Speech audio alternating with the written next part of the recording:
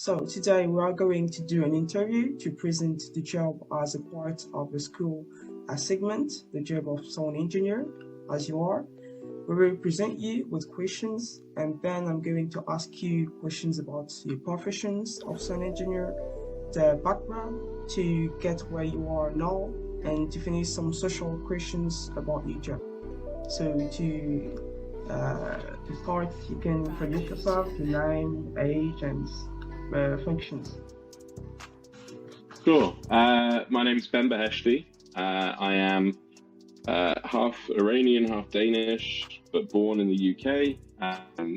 So a British citizen, music producer, sound engineer, a bunch of other different little jobs that all kind of fall under sound engineering. I'm 29 years old. I've been doing it since I left university in 2014, and yeah, that's and what else? And I mean, my job technically, the term sound engineer probably covers me best. And I work for myself. I work for as a freelance sound engineer on behalf of a bunch of different whoever is willing to hire me, basically. Yeah. Okay. Perfect. So to start, we're going to talk a bit about the profession exactly as an engineer. So by your own word, what consists of this profession? So to be a sound engineer, I guess that you have to have an understanding, first and foremost, probably how we hear, how the science behind sound. I mean, some people don't need that, but I think it informs a lot of what you do, especially when it comes to problem solving. And as a sound engineer, I think probably the main job really is problem solving. So if you're working in a studio, you have someone that wants to record a particular instrument. Okay, what microphone do we want to use? Where in the room do we want to put them? How far away is the microphone? All these things, they're all problem solving, and they're all things you'd have to think about as a sound engineer. In a live environment, we have feedback to worry about. You have a PA, you have speakers, so there's lots of other things to think about. And again, it's just problem solving. So having a solid understanding of how sound works is probably the biggest thing, I guess. So that's probably the biggest thing that being a sound engineer consists of is having a solid understanding of how sound works. Yeah, or best is it that, or you think there is like skills like musicians skills, theory? Ideally, you want to kind of have a basic knowledge of all of it. If you can have a little bit of all of that, I think you're probably better off than being specialized in one place, personally, because I think you are more adaptable, and ultimately the job is how to adapt. That's necessary for it, and like qualities in, I'm gonna say in your brain, but as a girl, for example, is there necessary physical skills for it? That are, gender specific, you mean? Yeah, kind of. I mean, we all have the same ears, so that's one thing, I guess. It depends. I think that there are certain jobs that I take that have a very high sort of, especially, so one of the things that I do, honestly, I do it for money more than anything else. It's these corporate sound gigs, so they're usually at big fancy 5-star hotels or whatever. I'm hired by a company that provides the speakers and the PA and the mixing desk and everything for these very fancy events, and then I usually do the sound for it. But part of those jobs is what's referred to as rigging and de-rigging, and so sometimes that's like putting some speakers up and stuff. That's anyone can do that. But if you were, not, there are certain gigs where I'm quite a strong person, I think, generally, compared to most people, and that has helped massively with with a very small portion of the work that I do. My next question may join in the question I just answered. Like in sound engineering, or just like in a concert or live things you can do, you have to work. You have to work alone only and be on your own, or be open on a communication with some other people. The question is, do you generally work alone or in teams? Is that Yeah. Yeah. I mean, it depends. So I had a corporate gig yesterday that I did. That it was at the Sadler's Hall in the city of London, like the real old part of London. And the Sadler's Hall, it's not a very big venue, but I think it was 1311, I think was when it was built, and it's where all of the saddles for the horses in the city of London were made. I don't know if they still make saddles. My point being, it was a cool venue, but it was a small event, and that's as a result, I was working almost entirely on my own. I had one guy help me make the set, which is a bunch of wooden panels with canvas stretched over them, and then we attach a silver screen to project onto. We attach that and then just lift it up. You kind of have to have two people to do that. Once that was up, everything was myself, and I was working on my own, and that's fine. I also had help. One guy came to help me take it down at the end of the night. But at music venues, for live sound, no, I'm always working with somebody. So that's a very collaborative.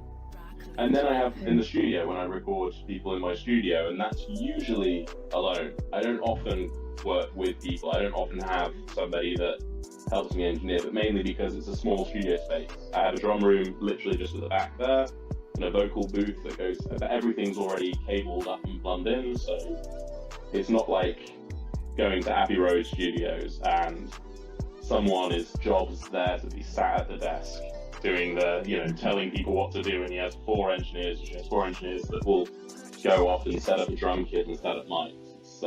This isn't that kind of studio, so I often work alone. Okay, perfect.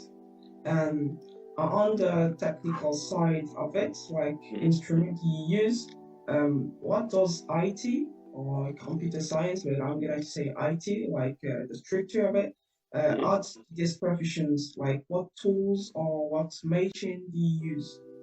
It depends, I guess. So as far as live sound is concerned, very little. The only time I'd ever use a computer in live sound is to make a little Excel spreadsheet for the channel list or something like that. Or often, if it's a big enough venue, there'll be a computer system which will control the PA. But obviously in the studio, I record with I have a MacBook Pro, I have a Mac Mini as well that we have in the studio, in case my laptop, in case I can't bring my laptop. And I record in Pro Tools. My studio partner uses Logic, and sometimes uses Reaper. And yeah, I guess that's really it. When I do video editing, obviously that's something separate. What is when you was at the debut of your career, what was your starting salary, and now around what? I can tell you that when I started doing this sort of stuff in London, I was making almost no money. But when I started doing regular touring, and I was working with bands on a regular basis, being paid good money, and at that point, I was probably earning somewhere in the region of, at most, maybe 20 grand a year or something like that, £20,000. Still not a crazy amount of money, but it's the sort of salary that you would expect as a intern starting, something to do with any sort of normal 9-to-5 office job. You would probably start around there, straight out of university. So it took me about 4 years to get to that point. And then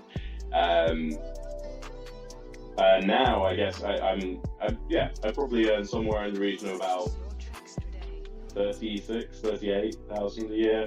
Okay. Well, tell me about your studies. What you did before being the sound engineer in university, college, or after. What I did before university. What you did in university and after Oh, choosing to this profession. I was studying, for my final years of school, I was studying math, physics, music, and art. So two very, very sciencey and two very, very creative. With the subjects that I taught that I chose, it was perfect for something like architecture. Like I could become an architect with that. I had maths and physics, and I had art as well. So those three things were perfect. But the music was just for fun. But then my mum, she came when I was picking universities. Got to that point. I remember she came into my room, and if she hadn't done this, my life would be completely different. And she said, you can study whatever you want. Like, you seem to really enjoy recording those songs with your friends. Like, I'm sure there's a degree you can do in that. And light bulb, I'd never thought about it. I literally never thought about it at all. I was doing music because of course I'm doing music. Like, that's a part of my identity is I'm so involved. I spend all my lunchtimes in the music rooms. Like, it doesn't matter what I'm doing later in life. I'm studying music regardless. So the rest, I was just thinking about architecture. But then I looked into it and I found a friend of mine that went to Leeds College of Music, and I found that they did a degree, a Bachelor's of Arts in Music Production. Yeah. That was the starting point. Yes, 100%. How many years do you practice these professions? Okay, so I guess I've been recording songs since I was about 14. So I'm 29 years old now, so I guess that's 15 years. However, actually studying it, since university is when I started really studying it, maybe a year before. So yeah, I guess that long. Since 17, so at least 12 years I've been seriously doing it. Okay. Our next question is about the specialization. Like, it is necessary to specialize or better to diversify in sound engineering? You diversify first, and then you specialize, because I think I learned a lot about recording techniques. I learned a lot about mixing. I learned a lot about mastering, and I learned a lot about being a producer. These are all four very different skills. But the question I asked myself a couple of years ago was, what would I want to be doing when I'm 50 years old? And the answer is very, very obvious to me. It's mixing and mastering. I enjoy all of them, but I think mixing and mastering is my favorite thing to do. As like, if that's the only thing, if I had to choose one of those things, and that's the only thing I could do for the rest of my life, I'd be content if it was mixing and mastering. Are there many provided, like level up and sound engineering? Right. So yeah, I guess the question of like, is that where is that up from here? There is, but I think you have to think a bit more outside of the box. So as far as recording engineer, mixing, the sort of top level of that is kind of the LA mix engineers. You don't necessarily have to be living in LA. Andrew Sheps is one of these people, and he, to my understanding, he charges roughly $8,000 per track to mix. And so you can kind of say that that's the peak for music. However, if you the skills that you get, especially at the top level of mixing and mastering, the sort of understanding of sound and audio probably makes you very valuable to certain brands. So for example, things like immersive, sort of immersive consumer experiences, which is a very corporate jargon way of saying, how can we use sound to make a brand better? It could be in the store, that could be through the use of sonic logos or like theme tunes or, identifying sounds. Like the amount of money that I would imagine the person who designed Facebook's noises there will have been someone with a background, a very intense background in sound and audio. That's a level up. That's but like that's what I'm saying. You have to kind of think a bit outside the box with that. There's the music industry, and then there's the greater industry of sound, where those skills can be, applied. I've never worked in any of those. I'm not opposed to it. I kind of always liked the idea of working for Google, and just because everyone talks about Google offices as being the best, and that as a workplace they generally seem to take care of their staff and all that. And I feel like if I really love everything about psychoacoustics, the way we perceive audio, and I feel like I have the sort of science background to expand on that in a way that could be fun. I would find it fun. I would love someone to pay me a lot of money to play around with some ideas for that. I don't know anyone in Google. I doubt Google are going to hire me unless I have much larger resume. So that's more about like projects, you can say. Like if it's a massive project, like as you said, like Facebook, or it is a little project, is it? Yes, that's what it is. If it's if you can find the big work, that's great. Yeah, and it's finally like for the social part of this interview, I have 2 questions. First one, what are the advantages and disadvantages of these professions?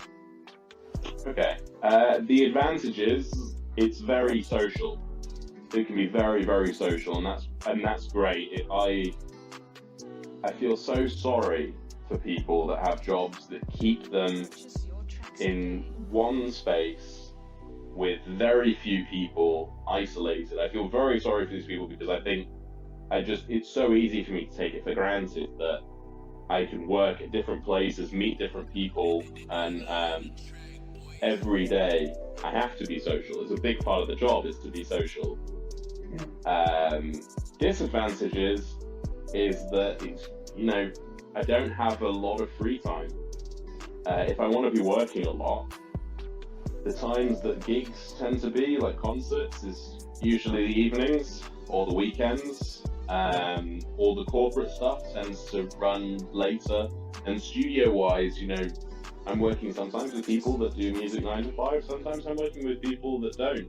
So they're only free in the evenings or in the weekends, So that's a balance that I've had to try and strike for a while now.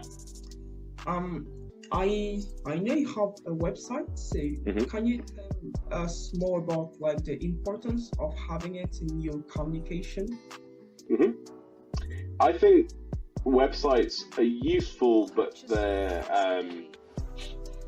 they're important for a very short period of time. So for me, what it is if someone wants to know about my work, I have a website that has a lot of public pages and a couple of private pages, because I don't like to advertise some of the corporate stuff that I do. So I don't want people coming on my website that may be like, oh, what does Behesthy do?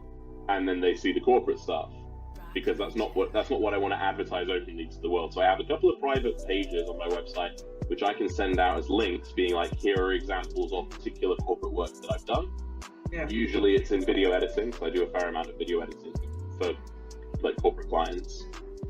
But really, the website doesn't get that much traffic. It's used as a portfolio, it's used as a CV, because the website is more about having everything about me in one place in a way that I can control. Because you can't control how Facebook's going to look 2 weeks from now. You can't control how people are digesting your Instagram or or Twitter for that matter. A website is the one thing you have total control of. Then you create your YouTube channel. Is it a better point for your profession, or just for your own? Channel was kind of fun. I kind of want to start doing it again. I had this idea during COVID. A friend of mine started making sort of production tips, and he asked me if he told me that I should do it, and I thought, okay, well, what would I want if I was,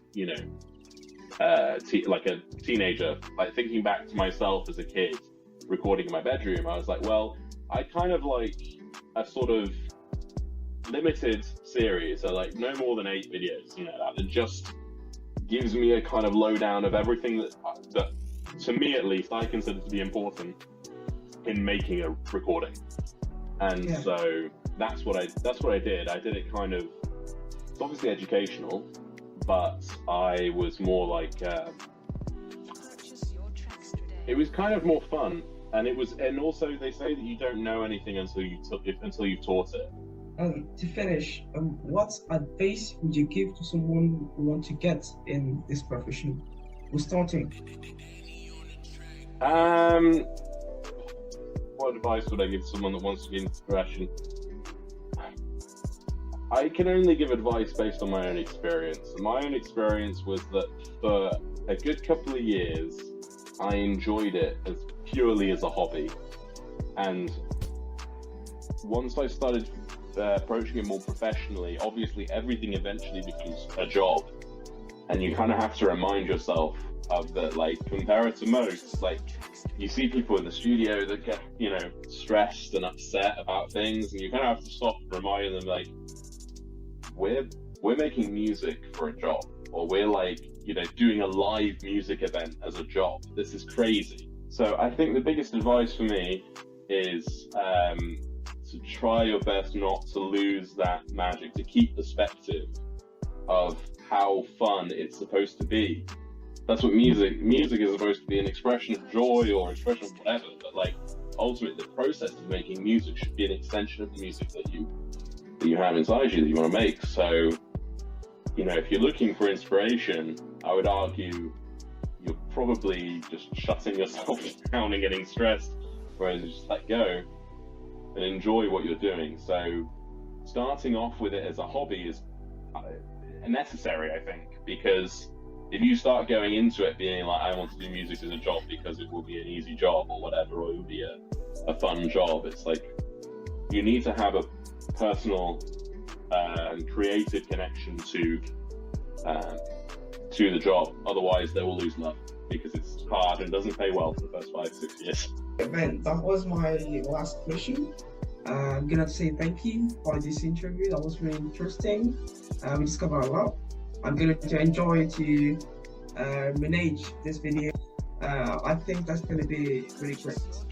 And it's my pleasure. Thank you very much. I really appreciate it.